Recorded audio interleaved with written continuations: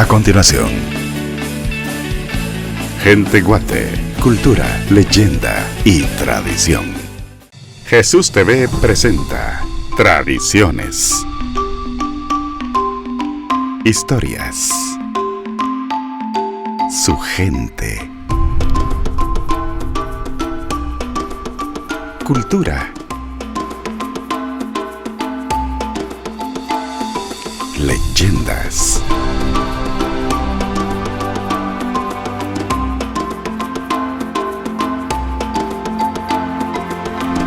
Gente Guate, cultura, leyenda y tradición. Estimados amigos, sean bienvenidos una vez más a una emisión de su programa favorito el día martes, Gente Guate. También para vos, Roberto, bienvenido. Igualmente, Julio, bienvenido. Y aquí invitamos a todos a apreciar este programa aquí en esta bella ciudad de Antigua, Guatemala, y especialmente frente a la estatua del Santo Hermano Pedro, que fue bendecida por el Papa Francisco. Roberto, y es que este programa prácticamente podemos decir que lo vamos a dedicar al Santo Hermano Pedro, porque se cumplen 400 años de su nacimiento. Exactamente, 400 años, que nació allá en Tenerife, en las Islas Canarias, y que hoy vamos a hablar un poco con el padre, con el fray Edwin Alvarado, quien nos va a explicar un poco acerca de esa vida tan entregada del hermano Pedro. Y es que lo invitamos a que se quede en este programa porque tenemos mucha información muy importante que yo sé que a usted le va a gustar.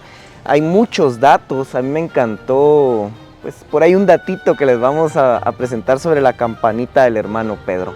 En fin, tenemos pues muchos datos, mucha información acerca de su historia y de las muchas obras que en el tiempo que estuvo el Santo Hermano Pedro en la tierra, pues nos dejó acá en Guatemala, y mucha de la historia que él formó acá en esta ciudad ya bendita. ¿Qué te parece si iniciamos el programa invitándolos también a que vengan aquí a Antigua Guatemala? Es un lugar paradisíaco, un lugar bellísimo. ¿Cuántos turistas no vienen a buscar a Guatemala? Y usted que está aquí en nuestra bella Guatemala, pues acérquense a este templo de San Francisco el Grande, que es un lugar, un santuario elegido por el hermano Pedro para que sus restos descansen aquí. Bueno, pues entonces así es que sin más que agregar, les damos la más cordial bienvenida a una emisión más de Gente Guate. Bienvenidos.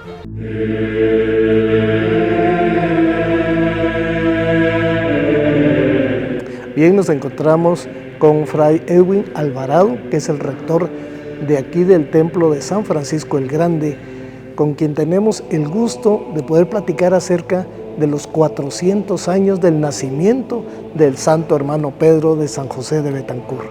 Padre, bienvenido a Gente Guate. Bueno, gracias a ustedes por venir, tomarse ese tiempo y aprovechar estos medios para llegar a tanta gente, sí. Bueno, ¿qué pudiéramos decir, verdad? Un poquito trato de hacer un esquema así espontáneo y decir que hay un eslogan que se está manejando del año pasado, 2025, va para ahora 2026, que se habla el hermano Pedro de las Canarias a Guatemala, el hombre que fue caridad. Porque el año pasado, 2025, en marzo, se dio la apertura. Aquí también hubo apertura oficial, están sus santos restos, pero más que todo la apertura en Tenerife, el lugar de nacimiento, en el 2025, y por eso la clausura va a ser aquí. Hablamos de jubileo de un año. Las hermanas belemitas han tenido una indulgencia especial de visitar los lugares donde ellas están, y como si fuera el jubileo del Vaticano, digámoslo así, un permiso especial que tienen para este año. Hay una fecha que se mueve mucho, no vaya a confundir, porque dice 21 de marzo, nacimiento del hermano Pedro. Bueno, el hermano Pedro nace 19 de marzo, por eso cuando él viene aquí y como religioso cambia su nombre, él va a agregar Pedro y le va a agregar de San José de Betancur. Ese es su nombre así oficial que se le da aquí. Aquí después seguramente les harán una toma del acta de bautismo. Es interesante que está allá en la parroquia de San Pedro, allá en Vilaflor, donde está escrito cuando fue siervo de Dios, al margen, beato. Fue impresionante tener que el que le tocó escribir beato y después canonizado. Hoy está en un museo, no se ha podido agregar canonizado por el tipo de hoja y que lo puede dañar. Entonces, ¿por qué se dice 21 de marzo? Porque es una fecha oficial, donde él aparece oficialmente, civilmente. Estamos hablando del año 1600, entonces, ¿quién consta de que cuándo nació? Entonces, ese es el primer detalle. Manejamos 21 de marzo como fecha oficial en ese documento, primero que aparece su nombre escrito, pero 19 de marzo es que él nació. 19 de marzo del año de 1626. Y viene aquí a Guatemala, Santiago de los Caballeros, a la edad de 25 años. Y por lo que hemos podido estudiar, estuvo aquí en Guatemala 16 años y murió de 41 años, muy joven. Pero dejó una obra inmensa a nivel mundial. ¿Qué nos puede hablar acerca de esta obra? Bueno, a partir de esas fechas que usted muy bien ha mencionado, hasta hoy, este lugar sigue siendo como si fuera el primer día. Esta visita, ustedes han entrado, a las 6 que ya se abre el templo, la gente viene, visita, y no es un santo de aquel tiempo, ¿no? Es un santo cada vez más para los días de hoy. Y van muchos temas bonitos, porque es un santo a quien se le escribe. Cada santo tiene que le ponen un listón, o que tiene los animalitos, o que tiene... El hermano Pedro tiene una característica que la gente le escribe. Hay un archivo que se llama Archivo del Hermano Pedro, que está en la biblioteca, aquí en el santuario, en la parte del segundo piso, hacia afuera. Son puras cajas donde la gente tiene estos libros que ven aquí a mi izquierda. La gente escribe, se va terminando los libros, escribe lo que quieren pedirle al hermano Pedro. Ahí lo dejan escrito, estos libros se guardan. Guardamos también las cartas que aparecen así entre las rendijas de la tumba con nombres y que le piden. Las fotografías. Eso lo guardamos porque es un archivo vivo del hermano Pedro, no es un archivo de hace años. Es siempre renovado totalmente. Entonces, una característica bonita que es un santo que le escriben mucho. Para Guatemala hay un dato curioso también. Nosotros estamos en las confesiones y mucha gente cuando va de camino para los Estados Unidos pasan a confesarse porque su hijo se va o porque es el señor que se va, es la señora que se va, vienen a rezarle al hermano Pedro y después parte. Y después logramos ver en las intenciones por fulano de tal en Estados Unidos, por fulano. Es un santo que le escriben, tiene mucha comunicación, o sea, le hablan de verdad y sienten que le responde. Eso es una maravilla de sentir a un santo vivo, ¿verdad? Bueno, están sus santos restos, pero su espíritu es muy vivo y la gente le escribe. Yo creo que es un santo muy comunicativo, de verdad. Vemos en una cantidad de intenciones o de agradecimientos en su antiguo lugar de sepultura, que hasta 1990 estuvo ahí. Yo me recuerdo cuando era niño que aquí lo venía a ver y de ahí se traslada para este suntuoso lugar. Bueno, aquí casi 300 años, de donde dice usted muy bien, afuera, pero el hermano Pedro tuvo aquí 5 traslados. Porque cuando él muere, con todo el respeto, ¿verdad? Como una persona cualquiera, un señor que murió, él pidió ser enterrado acá. Porque también la gente pregunta por qué está enterrado acá. En el testamento, en el numeral 3, que está el testamento, el hermano Pedro dice, pido de limosna a los frailes franciscanos ser enterrado en la capilla de los terceros, o sea, los terciarios, ¿verdad? La orden franciscana seglar hoy. Él es el que pide en el testamento ser enterrado acá. Pero como, no sé, ya tenía fama de santidad, pero estuvo con la sacristía, después estuvo a este lado de la pared, después frente a la palabra, pero como la gente caminaba, entonces había que trasladarla a otro lugar. Y después vino los terremotos de 1773, cuando toda esta nave se cae, entonces queda la intemperie y se traslada a este lugar, porque aquí quedó más, la capilla quedó más segura, no se cayó, entonces se traslada a la pared. Y después no se puede mover hasta que fuera beato, ya puede asumir un tipo de urna más especial, un tipo de tumba más exhibido, por decirlo, mientras tanto, ¿no? Y después en la canonización, que ya estaba preparado ya para su momento, aquí ya más expuesto, porque santo quiere decir reconocido. Normalmente se traduce así. Cuando el Papa lo declara santo, es decir, reconocemos que ha vivido, entonces se hace visible. Pero tuvo 5 traslados en todo este templo. Fray Edwin, según la historia, recientemente, digamos después de su fallecimiento, en el año de 1771, si no estoy mal, ya era nombrado venerable. La primera palabra comienza como siervo de Dios, es el primer dato canónico, siervo de Dios. Después pasa el Papa Clemente, es el que lo nombra venerable, ya pasa a un rango diferente. Y se detuvo mucho la canonización porque el Vaticano en ese momento pedía que una persona para que entre al proceso de canonización debe esperar mínimo 10 años, porque puede haber mucha euforia y después se apaga. Así por reglamento son 10 años mínimo de ver que esto camina. Y después sí, es siervo de Dios, después venerable, después viene beato, que fue Juan Pablo II que lo hizo beato. Por eso cuando fue canonizado, Juan Pablo II quiso venir, porque en aquel momento, yo estaba en la comisión de aquí de Guatemala, se pensaba ya aprobada la canonización, iba a ser en Roma. Pero cuando se declara que va a ser la Jornada Mundial de la Juventud en Canadá, el Papa dice, yo voy, no manda ningún delegado. Entonces él va a Canadá y ahí mismo en la mesa, él golpeó así la mesa, con su manita así, golpeó así, dijo, a Guatemala quiero ir. Y ahí ya nadie se opuso, ya tenía una edad avanzada. Y por eso de Canadá viene a Guatemala. Decisión de él de querer venir. Imagínense que ya se movía la santidad, con el Papa Francisco lo ha hecho mucho, pero la santidad también de los laicos, porque solo los padres y las monjitas y laicos, familias, parejas, Carlo Acutis, otras parejas, o sea, la santidad es para todos de verdad. Y el Papa sí conocía mucho del hermano Pedro, sí lo conocía. De las obras que él dejó acá, que es el hospital, él trabajó también para los pobres, para las mujeres que eran abandonadas, tantas obras que él dejó. Podría mencionar algunas y tal vez en algo especial, casi para finalizar, que nos hable de la campanita, de ese pedido que él hacía de cuidar nuestra alma. Bueno, hay que ver la agenda del hermano Pedro, que está en los escritos de él, ¿verdad? Recogidos y recopilados, la agenda de una semana. Es impresionante que uno dice, ¿a qué horas comía? Primero, con el hospital de los niños de convalecientes. Por la mañana llegaban todos los niños, entonces les daba catequesis y les daba alfabetización. El hermano Pedro es el patrono de la catequesis para Guatemala. Y otro lugar lo ha mencionado, patrono de la alfabetización. Pero ¿por qué recogía a todos estos niños? Porque los niños venían de la calle que los agarraban para trabajo forzado. Y él miraba que estos niños no podían estar en trabajo forzado.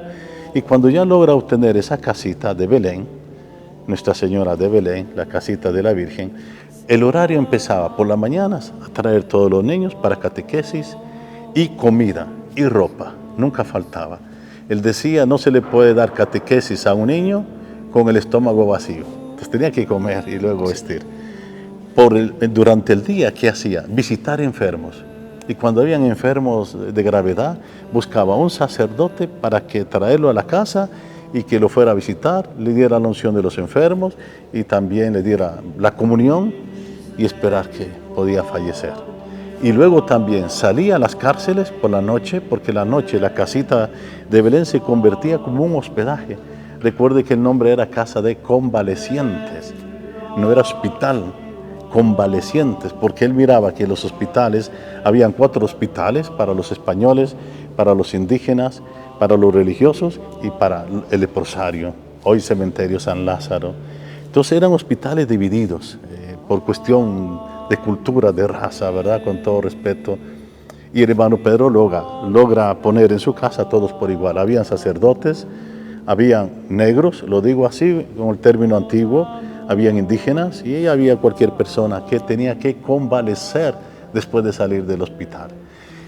Y en la noche, ¿qué hacía? En la noche tenía que darle de comer a todos y tenía organizado la antigua con 30 familias y cada familia estaba responsabilizada de llevarle su comida el día. Por ejemplo, hasta el día 1 de mes tiene que traerme la comida para todos los que están acá. 2, 3, 4, todo el mes.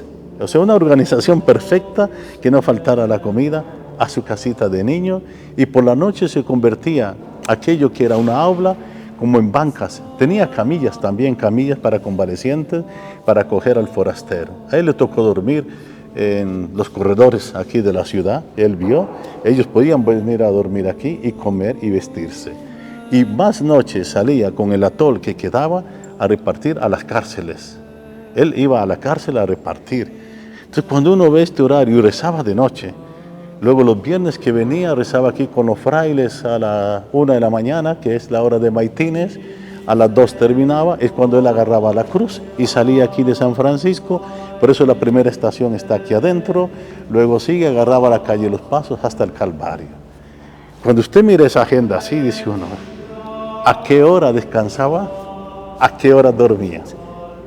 Y un dato curioso, cuando se hizo la exhumación, también en el año 80, el hermano Pedro, de sus largas horas de oración, el dato curioso que encontró el médico forense, que era uno de la San Carlos, para no contaminar, decimos, ¿verdad?, la escena de los restos, se vio que en las 2 rodillas tenía una perforación, un callo que había perforado la rótula de la rodilla. Quiere decir que mantenía hincado muchas horas. Y por eso él duerme en una cuevita, que es la cuevita de los cántaros de agua. Y algunos preguntan, ¿y por qué se quedó ahí? ¿Por qué dormía ahí? ¿Por qué? Él tenía un criterio. No le puedo quitar la cama a alguien que necesita más que yo. Nunca durmió en cama. El día que él muere, sí, y ya lo ponen en una camilla para transportarlo, pero nunca durmió en una cama. Por eso dice 16 años. Los santos no son santos por tiempo, es por intensidad de vida. Bueno, hablé muy rápido así, pero para decirle el horario de una semana, usted pregunte a qué hora descansa y a qué hora comía. Increíble el horario de una semana. Y su campanita, por favor. Ahora hablo de la campanita que está dentro del horario, pero hago el apartado de la campanita. Con la campanita, ¿qué hacía él? No la andaba siempre. Por eso en muchas figuras ustedes ven al hermano Pedro en pinturas antiguas, curiosamente no se le ve con la campana, porque él solamente salía los días miércoles con una campanita. La campanita está aquí en el museo del hermano Pedro, pesa 5 kilos, unas 10 libras, por ahí es grande, por eso no la podía andar siempre. Entonces, ¿qué hacía él? Se reunía en cada esquina, se reunía en esta esquina y rezaba por los difuntos, por los agonizantes de ese momento y por los pecadores. Rezaba un Padre Nuestro, un Ave María y la Salve. Pero, ¿qué era lo más hermoso? Él andaba una bolsa que se llamaba la bolsa de los difuntos, y la bolsa está en el museo, es una bolsa de cuero muy bonita. ¿Qué hacía el hermano Pedro tan genio? Andaba unos papelitos, si ustedes los ven en las pinturas, él tiene aquí como unos papelitos, y uno dice, ¿qué hacen esos papelitos ahí? Entonces le daba a usted el papelito, usted había tenido un difunto, murió don Julio, y usted lo escribía, y le daba el papelito al hermano Pedro. Pero él ya andaba más difuntos aquí, movía la bolsa, le daba a usted la bolsa, usted metía la mano, y el difunto que le salía tenía que rezar por él todo el mes. Y después el suyo lo ponía otra vez a la bolsa y se iba para otra esquina. Entonces es lo que algunas veces hemos dicho, algunos que hablamos así como que era la lotería de los difuntos, para que él quería que todas las almas se salvaran y se fueran al cielo. Por eso oraba mucho por los difuntos, y la campanita era para eso, para pedir por los agonizantes, los que difuntos ya, y la conversión de los pecadores. Y cuando se retiraba decía, Santo Dios, Santo fuerte, Santo inmortal, tened piedad de mí y de nosotros pecadores. Y quien aquí nos ha reunido, nos reúna también en su gloria. Pues y luego salía y pasaba a otra esquina. Y así se pasaba toda la noche del miércoles. ¿Ya vieron ustedes el horario del hermano Pedro? ¡Qué capacidad! Fray Edwin, muchas gracias por toda esta información, y tal vez así brevemente lo que se está preparando en este año que se está conmemorando los 400 años de su nacimiento. Bueno, gracias por la pregunta. Sí, ya tuvimos una primera reunión, están muy involucrados también miembros de la municipalidad, eran como 6 concejales, algunos profesores, otros encargados de cuestiones masivas, etcétera, para comenzar a ver los primeros pasos. Están los hermanos de Belén, están las hermanas Belemita, está también incluido el Padre Gil como cabeza aquí en la vicaría y su persona por estar acá.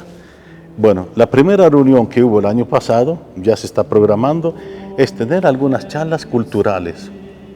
La propuesta es del árbol de esquizúchil, que está el científico Miguel Torres, lo puede hacer muy bien, la historia de los retablos, cómo han cambiado los rostros y la vestidura del hermano Pedro, todas son bonitas, un acercamiento, y otros temas de la biografía. Esto se está preparando, que será algunas charlas donde las hermanas Belemitas en Posada Belén, aquí en San Francisco, en los salones de acá, y también en la Casa de la Cultura de parte de la municipalidad. Porque se ha llamado a la municipalidad de Tenerife y quieren hacer un contacto de hermanar Tenerife con Guatemala.